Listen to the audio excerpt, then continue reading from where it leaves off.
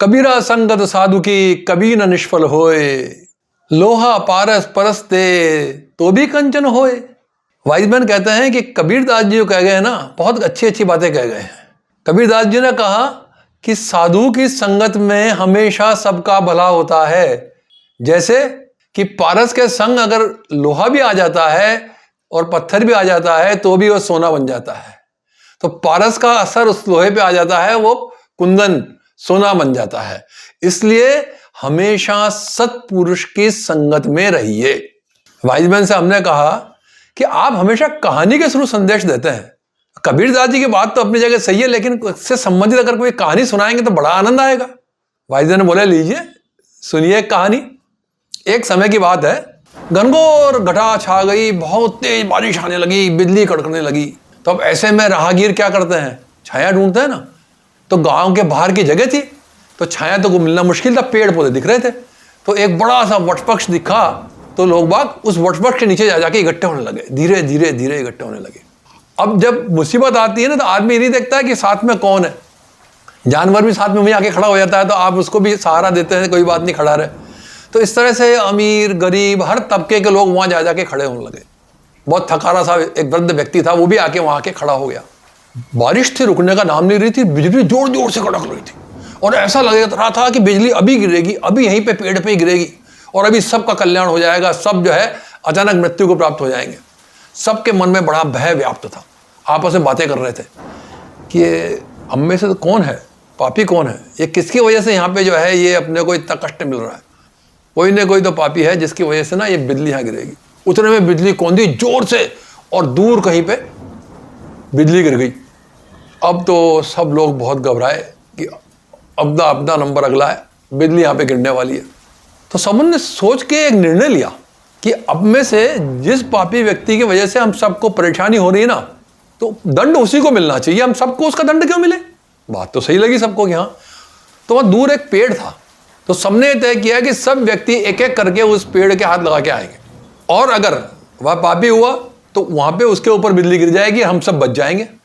बात तय हुई, सब एक एक करके जाने लगे।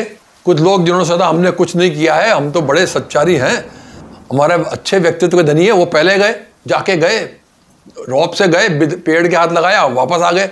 ऐसे 2 4 5 लोग गए और पेड़ के हाथ लगा के वापस आ गए। बिजली नहीं गिरी, ना उस पेड़ पे गिरी ना इस पेड़ पे गिरी। और लोगों को लगा कि यार जो बचे हुए आदमी है उनमें से कोई है क्या। बच गए थे 3 4 लोग, और वो बड़े डरने लग गए कि यार हम में से कोई एक पापी है, हम पर बिजली गिरेगी। तो वहां जाने में संकोच करने लगे, फिर भी धक्का देके इस तरह से भेज दिया गया।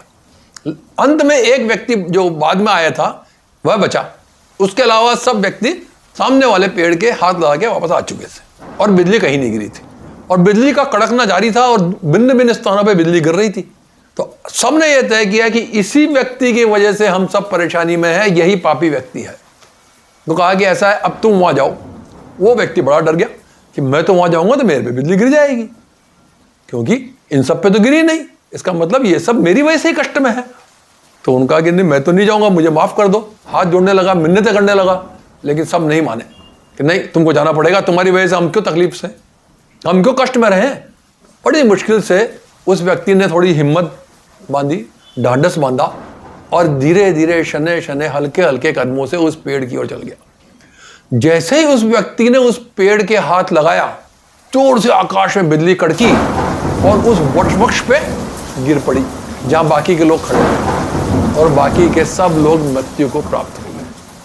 वाइजमैन बोले, देखा वह सब व्यक्ति इस साधारण से मनुष्य के पुण्य की वजह से बच रहे थे, जिसे कि वो मान रहे थे कि यह पाप का भागीदार है। असली सत्पुरुष तो वही था और उसी के सत्कर्मों से उन सबको लाभ मिल रहा था। क्योंकि जरूरी नहीं है कि आप पुण्य करें तो उसी का पुण्य लाभ हो। आप एक पुण्यात्मा की संगत में रह के भी उसके छत्र छाया में पुण्य का भागीदार हो सकते हैं। हमने कहा ऐसा है, आपने बात कही है तो नई बात लग रही है। वाइजमैन बोले, ये नई बात कहां से है, आपने रामायण नहीं पढ़ी क्या, रामचरितमानस। हमने कहा हमने तो बहुत पढ़ी है भाई, हम तो कितनी बार पढ़ लिया रामचरितमानस। ओके, फिर आपने सीखा क्या उससे, रामचरितमानस से पढ़ तो लिया आपने। आपको याद है कि विभीषण रावण को कहते हैं कि आप सीता जी को दे दो, उसी में आपका भला है। तो विभीषण को दुत्कार देते हैं रावण तो विभीषण लंका छोड़ के राम के पास चले आते हैं। और जब तक विभीषण लंका में रहे, विभीषण एक सत्पुरुष थे, उन्हीं की वजह से लंका बची हुई थी। जिस क्षण लंका से विभीषण का निर्गमन हुआ और वह राम जी की शरण में पहुंचे, लंका की उल्टी गिनती शुरू हो गई और अंत में लंका का और लंका वासियों का नाश हो गया। तो ये तो माना हुआ सत्य है कि सत्पुरुष की संगत में रहने से आपको लाभ होता है। हमने कहा बात तो बिल्कुल सही कह रहे हैं आप, हमें भी ऐसा सोचना चाहिए, सत्पुरुष मिले तो उनकी संगत में जाना चाहिए। तो इस पे वाइज मैन ने एक बात और कही कि देखिए, जैसे उस पेड़ के नीचे वो जो सत्पुरुष था ना, किसी के पहचान में नहीं आ रहा था, साधारण व्यवस्था में था, इसी तरह इस संसार में जो सत्पुरुष घूम रहे हैं ना, वह जरूरी नहीं है कि आपको धवल वस्त्र पहने, अच्छे अच्छे वस्त्र धारण किए हुए और प्रभाववान मिले। कोई आवश्यक नहीं है कि जनता उसकी पूजा कर रहे हैं वही सत्पुरुष है। सत्पुरुष किस अवस्था में है यह आप नहीं जानते हैं। आपको भीतर से एहसास जगाना होगा, तभी आप सत्पुरुष की पहचान कर पाएंगे कि यह आपका भला कर रहा। अन्यथा आप भटकते रहेंगे, जैसे कि अन्य लोग भटक रहे हैं और बाद में अफसोस करते हैं कि अरे हमने तो उनका जो है उनका गुरुत्व स्वीकार कर लिया, उनको गुरु माना, हम शिष्य हो गए उनके, और बाद में मालूम पड़ा है कि वो तो आडंबर वाले बाबा निकले। तो किसी आडंबर के बहकावे में ना आए, सच्चे सत्पुरुष की संगत में रहें तो अवश्य आपको लाभ मिलेगा। वाइज मैन अंत में बोले, देखिए मैंने आपको कहा ना कि सत्पुरुष की संगत में लाभ होता है।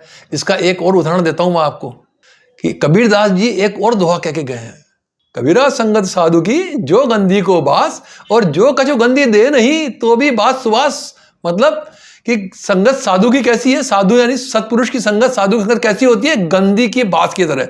जैसे इत्र वाला होता है ना, अगर आप इत्र ना भी खरीदें, इत्र वाले के पास रहें तो इत्र की खुशबू आपके कपड़ों में आ जाती है, तो आपको कुछ दे जाता है। तो गंधी के पास जाने से जैसे आपको उसकी गंधी की गंध आपके शरीर में, आपके कपड़ों में समा जाती है, इस तरह सत्पुरुष के करीब रहने से सत्पुरुष के सद्गुण आप में आने लगते हैं, आप पर उसका प्रभाव होने लगता है। So my dear friend, always have a good company because it's the company that matters. आप किस संगत में रहते हैं उसका बहुत असर पड़ता है। मैंने एक पिछली वीडियो में भी कहा था कि जब हम बचपन में खेलने जाते थे ना, तो हमारे माँ बाप ये नहीं पूछते थे कि कहाँ जा रहा है, हमेशा ये पूछते थे किसके साथ जा रहा है। यानी कि संगत का बहुत बड़ा असर होता है, सत्पुरुष की संगति से सबका भला होता है। That's all for today's video. If you are not subscribe my video, my dear friend, कृपया मेरे वीडियो को सब्सक्राइब कर दीजिए और बेल आइकन को हिट करिए ताकि आने वाली वीडियो का नोटिफिकेशन आपको मिलता रहे। थैंक यू, नमस्कार।